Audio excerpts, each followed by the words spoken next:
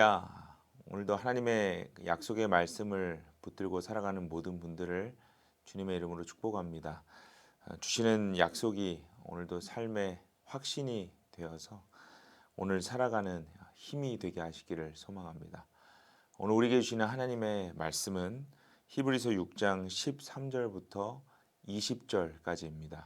우리 다 함께 읽겠습니다.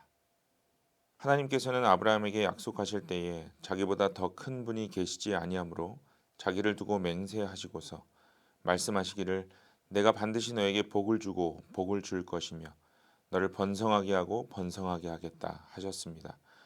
그리하여 아브라함은 오래 참은 끝에 그 약속을 받은 것입니다.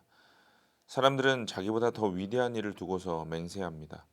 그런데 맹세는 그들에게 모든 논쟁을 그치게 하여 주고 확정을 지어 줍니다. 그래서 하나님께서는 그 약속을 상속받는 사람들에게 하나님의 뜻이 변하지 않는다는 것을 더욱 환히 나타내 보이시려고 맹세로서 보증하여 주셨습니다. 이는 앞에 놓인 소망을 붙잡으려고 세상에서 피하여 나온 사람들인 우리가 이 두 가지 변할 수 없는 사실, 곧 하나님의 약속과 맹세를 의지하여 큰 위로를 받게 하려는 것입니다. 하나님께서는 약속하시고 맹세하실 때에 거짓말을 하실 수 없습니다. 우리에게는 이 소망이 있으니 그것은 안전하고 확실한 영혼의 닷과 같아서 휘장 안에까지 들어가게 해줍니다. 예수께서는 앞서서 달려가신 분으로서 우리를 위하여 거기에 들어가셔서 멜기세덱의 계통을 따라 영원히 대제사장이 되셨습니다. 이 약속이라는 것은 약속을 하는 사람이나 또 받는 사람 모두에게 책임이 따릅니다. 약속을 하는 사람에게는 그 약속을 지켜내야 하는 책임이 있고요. 약속을 받는 사람에게는 그 약속이 반드시 이루어질 것을 신뢰하는 마음이 필요합니다. 오늘 본문은 이 약속에 대해서 말씀합니다. 하나님은 우리에게 영원한 생명을 약속하셨고 또 우리는 그 약속이 이루어질 것을 끝까지 믿고 신뢰해야 한다는 것을 말씀하고 있습니다. 오늘 본문 13절을 보시면 이 약속에 대해서 설명하기 위해 아브라함의 예를 들고 있죠. 하나님은 창세기 12장을 통해서 아브라함에게 본토 친척 아비집을 떠나라고 명령하셨어요. 자신의 고향을 떠나 하나님이 약속하신 그 땅으로 가라고 하셨습니다. 오늘 본문 14절은 아브라함이 그렇게 결정하였을 때에 주실 복에 대해서 다시 기록하고 있죠. 내가 반드시 너에게 복을 주고 복을 줄 것이며 너를 번성하게 하고 번성하게 하겠다라는 약속입니다. 우리는 아브라함의 삶의 여정을 참 잘 알고 있죠. 아브라함도 완전한 신앙으로 하나님의 약속을 따르지는 못했습니다.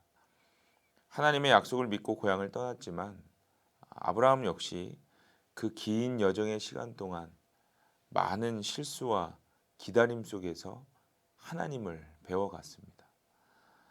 하나님의 약속을 기대했지만 때로 자기 자신이 바라는 인간적인 기대도 있었을 것입니다.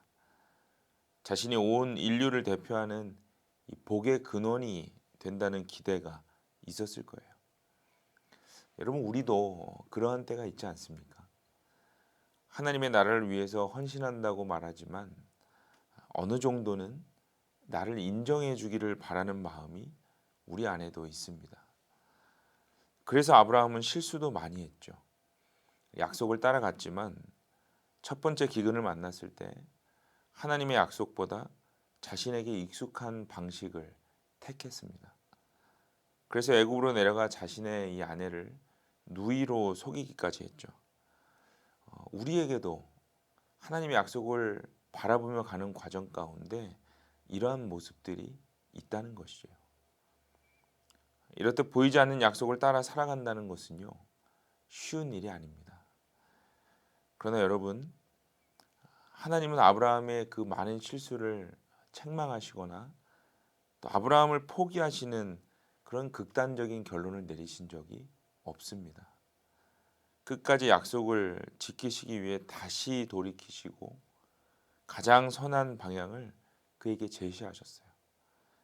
그때마다 아브라함은 하나님에 대해서 하나씩 배워갈 수 있었습니다.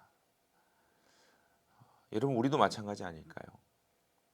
우리도 포기하지 않으시는 그 하나님의 은혜를 경험하면서 하나님에 대해서 하나하나 알아가고 있습니다.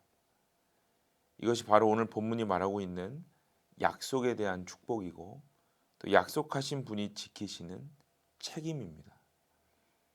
그러나 그 책임을 믿고 기다리는 것은 약속을 받은 사람의 몫입니다. 그래서 오늘 본문 15절은요, 다음과 같이 말씀합니다. 그리하여 아브라함은 오래 참은 끝에 그 약속을 받은 것입니다. 여러분, 아브라함이 무작정 오래 참을 수 있었을까요? 때마다 하나님의 뜻과 반대 방향으로 가고 있을 때 아브라함이 하나님의 약속을 오래 참았다고 볼 수 있을까요? 그렇지 않습니다. 그의 마음과 생각이 하나님과 멀어지려고 할 때마다 하나님은 아주 명확한 장치 하나를 만들어 놓으셨죠. 바로 약속에 대한 반복적인 맹세입니다.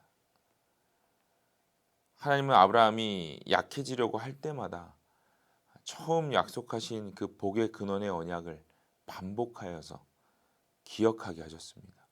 그리고 그 약속을 반드시 지킬 것이라고 수없이 맹세하셨습니다. 이러한 확인 작업과 또 영적인 장치가 아브라함에게 있었기 때문에 그는 마지막까지 하나님의 약속을 참고 기다릴 수 있었습니다. 17절을 한번 보시죠. 17절에 이렇게 기록합니다. 그래서 하나님께서는 그 약속을 상속받는 사람들에게 하나님의 뜻이 변하지 않는다는 것을 더욱 환히 나타내 보이시려고 맹세로서 보증하여 주셨습니다. 무엇을 말씀하는 것일까요? 하나님이 우리를 얼마나 사랑하시는지를 예수 그리스도의 십자가 사건으로 더욱 환히 드러내시고 맹세하셨다는 것입니다. 우리의 잦은 실수와 또 하나님과 멀어지려는 그 관계의 멀어짐을 하나님께서 이렇게 막아주신 것이죠. 왜 이렇게까지 하셔야만 했을까요? 본문 18절 말씀이 그 이유를 설명합니다. 이는 앞에 놓인 소망을 붙잡으려고 세상에서 피하여 나온 사람들이 우리가 이 두 가지 변할 수 없는 사실, 곧 하나님의 약속과 맹세를 의지하여 큰 위로를 받게 하려는 것입니다. 우리가 살아가는 세상은 지속적으로 하나님의 약속에 대한 질문을 던지게 합니다. 예수를 구주로 모시고 사는 우리의 삶의 방식이 이 세상을 잘 살아갈 수 있게 하는가에 대한 질문을 던지죠. 아주 가까운 일상에서 사람들을 통해 부딪힐 때도 있고요. 성도로서 살아가기를 발버둥치는 우리의 삶에 그것이 정말 맞는 것인지를 세상은 질문합니다. 그렇기 때문에 하나님은요, 주님의 약속을 붙들고 살아가겠다고 결단한 우리들에게 매일매일 삶을 통해 말씀하십니다. 세상의 질문에 혼란스러워하지 말고 하나님의 약속과 맹세를 의지해서 위로를 받으라고 말씀하세요. 사랑하는 여러분, 우리는 오늘도 수많은 문제들을 대하며 살아내야 합니다. 때로 잘 되어지지 않을 때 이것이 과연 성도의 삶인가 의문을 가질 때도 있습니다. 그러나 그때마다 오늘 말씀으로 우리 모두가 위로받을 수 있기를 바랍니다. 그리고 또한 확신을 얻으시기 바랍니다. 약속을 하신 분께서 끝까지 그 책임을 다하실 것입니다. 동시에 우리가 끝까지 견고히 설 수 있도록 그분께서 친히 쉬지 않고 도우실 것입니다. 그 약속을 붙들고 보이지 않는 소망을 향해 믿음으로 살아가는 우리 모두의 삶이 되시기를 간절히 축복합니다. 함께 기도하겠습니다. 하나님, 보이지 않는 소망을 따라가는 삶이지만 주님의 약속을 의지하여 하나님의 말씀을 쫓아 살아갈 수 있게 하시니 감사합니다. 많은 세상의 일들을 부딪혀야 하기에 때로 나의 방식과 나의 방법대로 실수할 때도 있고 과연 이것이 옳은 것인가 질문할 때도 있습니다. 그러나 그때마다 우리 삶에 약속하신 그 약속의 말씀이 주님으로부터 친히 계속하여 기억나게 하여 주옵소서. 맹세하고 또 맹세하여 주시는 그 하나님의 보증을 우리가 확실히 깨달아 십자가의 은혜로 다시 일어설 수 있게 하여 주옵소서. 눈에 보이는 것은 소망이 아닐지라도 우리가 영원한 소망을 보며 하나님의 신실하신 인도를 오늘 하루도 마음껏 누릴 수 있게 하시기를 간절히 소망합니다. 살아계신 예수님의 이름으로 기도드립니다. 아멘.